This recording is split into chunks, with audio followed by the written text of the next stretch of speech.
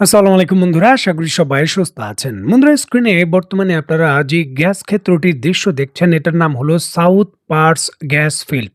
এটি বিশ্বের সবথেকে বড় প্রাকৃতিক গ্যাস ক্ষেত্র। এটি একটি অফশোর বা সমুদ্রের নিচে গ্যাস কনডেনশন ফিল্ড, যা পুরোপুরি পারস্য উপসাগরে অবস্থিত। দেখুন, পার্স গ্যাস ক্ষেত্র দুই ভাগে বিভক্ত। একটা হলো সাউথ পার্স, যেটা ইরানের অংশ, আর আরেকটি হলো নর্থ ডোম, যেটা কাতারের অংশ। পারস্য সাগরে অবস্থিত এই সাউথ পার্টস গ্যাস ক্ষেত্রে প্রায় 1,800 ট্রিলিয়ন কিউবিক ফিট প্রাকৃতিক গ্যাসের মজুদ আছে। 1,800 ট্রিলিয়ন কিউবিক ফিট। প্রতি বছর বাংলাদেশ 1 ট্রিলিয়ন কিউবিক ফিট প্রাকৃতিক গ্যাস ব্যবহার করে বা চাহিদা রয়েছে। সেই হিসাবে এই খনিটিতে যে পরিমাণ গ্যাস আছে, বাংলাদেশ তার চাহিদা 1,800 বছর মেটাতে পারবে। যাই হোক, বিশ্বের প্রমাণিত রিজার্ভের 19% গ্যাস এখানেই মজুদ রয়েছে, যেখানে কাতার তার যে মোট আয় রয়েছে তার 90% এই গ্যাস ক্ষেত্র থেকে করে, এবং ইরানও কিন্তু উল্লেখযোগ্যভাবে 12টি এই জায়গায় কূপ খনন করে 12টি ভাগে বিভক্ত করে বিপুল পরিমাণের প্রাকৃতিক গ্যাস উত্তোলন করে। দুইটি দেশেরই রাজস্ব আয়ের জন্য অন্যতম গুরুত্বপূর্ণ হলো এই গ্যাস ক্ষেত্র। এখন যুক্তরাষ্ট্র যেইভাবে কোণঠাসা এই অঞ্চলের ভেতর, এর পূর্বের ভিডিওতে আপনাদের আমি জানিয়েছিলাম যে ইরানের এই যে পার্স গ্যাস ক্ষেত্র রয়েছে, সেখানে যে কোনো মুহূর্তে যুক্তরাষ্ট্র আক্রমণ করবে, কারণ এটা করা ছাড়া তাদের আর কোনো উপায় নেই। এই গ্যাস ক্ষেত্রটি উড়িয়ে দিলে ইরানের সক্ষমতা অনেকটা কমে যাবে, এমনটা মনে করে। তবে এটাও আমি বলেছিলাম যে যদি এখানে হামলা হয়, তাহলে যুদ্ধের যে পুরো পরিস্থিতি সেটা নতুন স্তরে যাবে। স্ক্রিনে নিশ্চয়ই আপনারা দেখতে পাচ্ছেন, ইরানের যে পার্স গ্যাস ক্ষেত্র রয়েছে সেখানে সরাসরি যুক্তরাষ্ট্র হামলা করেছে, এবং হামলার কারণে অত্যন্ত গুরুত্বপূর্ণ গ্যাস ক্ষেত্রটি জ্বলছে। এটি গতকাল বিকেলের দিকের ঘটনা। দেখুন, একেবারে নজিরবিহীনভাবে যুদ্ধক্ষেত্রে যে অত্যন্ত গুরুত্বপূর্ণ রেড লাইন রয়েছে তা ক্রস করে ফেলেছে যুক্তরাষ্ট্র। কারণ এই গ্যাস ক্ষেত্র হামলা বিশ্বের যে গ্যাসের রপ্তানি রয়েছে এবং গ্যাসের যে বাজার রয়েছে তাকে সরাসরি প্রভাবিত করে লাগাম ছাড়া করে দেবে। দেখুন, বিশ্বের সব থেকে বড় বৃহত্তম গ্যাস ক্ষেত্রে হামলা করেছে যুক্তরাষ্ট্র, ইরানের অন্যতম বৃহত্তম গ্যাস ক্ষেত্রে। পাল্টা শক্তিশালী পদক্ষেপ ইরান দেখাবে, এটা স্বাভাবিক বিষয় ছিল। ইস্যুটিকে কেন্দ্র করে গতকাল একেবারে সন্ধ্যে রাতের দিকেই ইরান 3টি দেশকে চূড়ান্ত সতর্কবার্তা দিয়েছিল যে জরুরি ভিত্তিতে আপনাদের এই গ্যাস ক্ষেত্র এবং তেল ক্ষেত্রের আশেপাশে যত জনগণ রয়েছে তাদের সরিয়ে নিন। দেখুন, ইরান পরিষ্কারভাবে সৌদি আরবের যে সামরেফ রিফাইনারি রয়েছে এবং জুবাইল পেট্রোকেমিক্যাল কমপ্লেক্স রয়েছে তাকে খালি করতে বলেছিল। সংযুক্ত আরব আমিরাতের যে আল হোসেন গ্যাস ক্ষেত্র এবং আল মুসাইদ হোল্ডিং এবং পেট্রোকেমিক্যাল কমপ্লেক্স রয়েছে তা খালি করতে বলেছিল। কাতারের যে রাস রাফাইন রিফাইনারি এবং প্রথম এবং দ্বিতীয় পর্যায়ে যে নর্থ ডোম পার্স গ্যাস ক্ষেত্র রয়েছিল তাও খালি করতে বলেছিল। এগুলো ছিল টার্গেটের প্রথম তালিকায়। ইরান যেমন সতর্কতা দিয়েছে, তেমনভাবেই রাতে হামলা করেছে।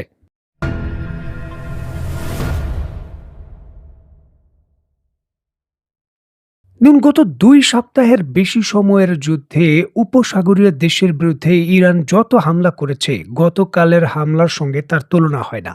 সবথেকে শক্তিশালী হামলাই করেছে গতকাল রাতে।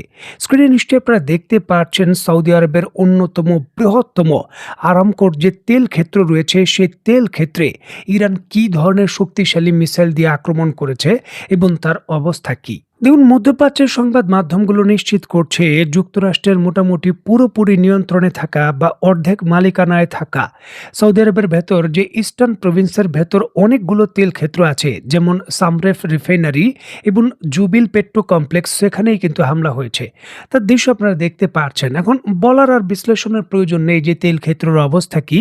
সম্পূর্ণভাবে কয়েকটি ইউনিট সেখানে ধ্বংস হওয়ার খবর পাওয়া গেছে, এবং সম্পূর্ণভাবে তেলের উৎপাদন এবং যে কোনো ধরনের সাপ্লাই বর্তমানে শাটডাউন রয়েছে সৌদি আরবের ভেতর।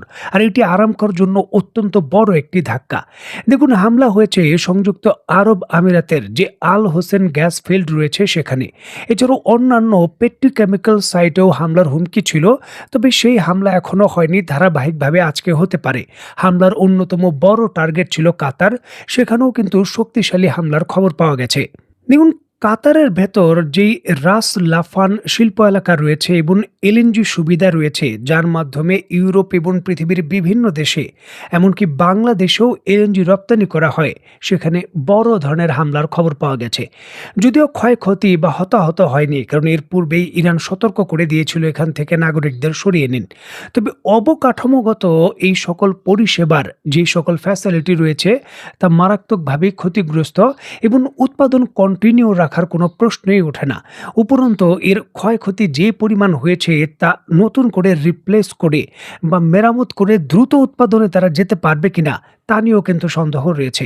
দেখুন, এই ৩টি দেশের যে ৩টি তেল ক্ষেত্রে হামলা করা হয়েছে বা এর অধিক যে তেল ক্ষেত্রগুলোতে হামলা করা হয়েছে সেটা যুক্তরাষ্ট্র সম্পর্কিত বা যুক্তরাষ্ট্রের যে কোম্পানিগুলো রয়েছে এক্সন মোবাইল বা শেভরন এই ধরনের কোম্পানি নিয়ন্ত্রণ করে। আর এই জন্যই কিন্তু হামলা হয়েছে। মানে সরাসরি এই হামলায় যুক্তরাষ্ট্রের ইকোনমি এবং তাদের যে বড় বড় কোম্পানি রয়েছে তা ক্ষতিগ্রস্ত এবং বিশ্বের জ্বালানি তেল ব্যবস্থাও কিন্তু এটা বড় হিট করবে। অলরেডি জ্বালানি তেলের মূল্য, যেটা মাত্র কয়েক সপ্তাহ পূর্বে মাত্র $65 পার ব্যারেল ছিল, সেটা $150 পার ব্যারেল হয়ে গেছে এবং খুব একটা বেশি সময় লাগবে না, মোটামুটি আজকের দিনে না হলেও কালকের দিনের মধ্যে তেলের যে মূল্য রয়েছে সেটা $180 পার ব্যারেল হয়ে যেতে পারে, যেটা $200 পার ব্যারেল হতে হয়তো খুব একটা বেশি সময় লাগবে না, যেটা বিশ্ব অর্থনীতি এবং মূল্যস্ফীতির জন্য একটা বড় ধরনের আঘাত হতে চলেছে।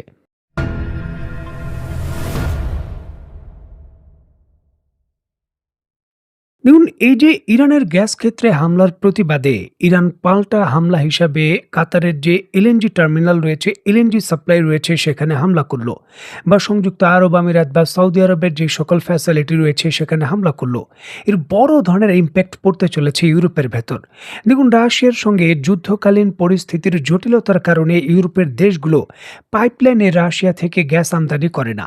হাতে গোনা দু একটি দেশের জন্য অনুমতি থাকলেও বাকি ম্যাক্সিমাম বেশিরভাগ দেশ ইউরোপের তারা কিন্তু আমদানি করে না।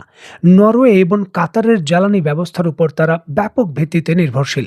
হিসাব বলছে এই কাতার থেকে ইউরোপের মোট যে এলএনজি চাহিদা রয়েছে তার অন্তত পক্ষে 16 থেকে 17% সাপ্লাই হয়, যেটা আরও বাড়ার কথা ছিল।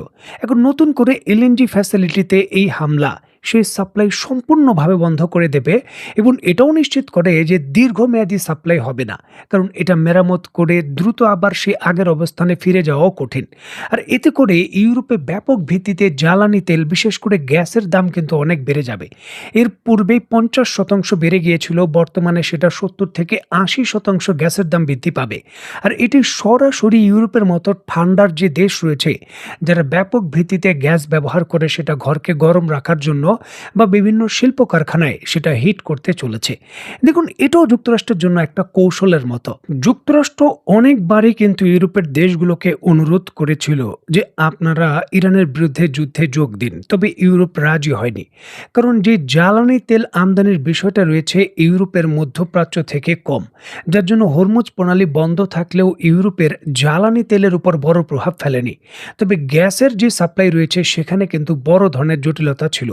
আর ইরান ক্ষেত্রে হামলার বিষয়ে গ্যাসের বিষয়টা এড়িয়ে চলেছিল, বিশেষ করে গ্যাস ক্ষেত্রে হামলা করেনি।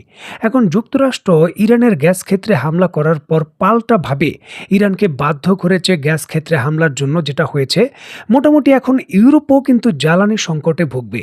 দেখার বিষয়ে যুক্তরাষ্ট্রের এই কৌশল ইরানের বিরুদ্ধে ইউরোপকে যুদ্ধের ময়দানে টানতে পারে কিনা। তো বন্ধুরা, আজকের মতো বিদায়, নতুন কোনো ভিডিও নিয়ে আবার দেখা হবে।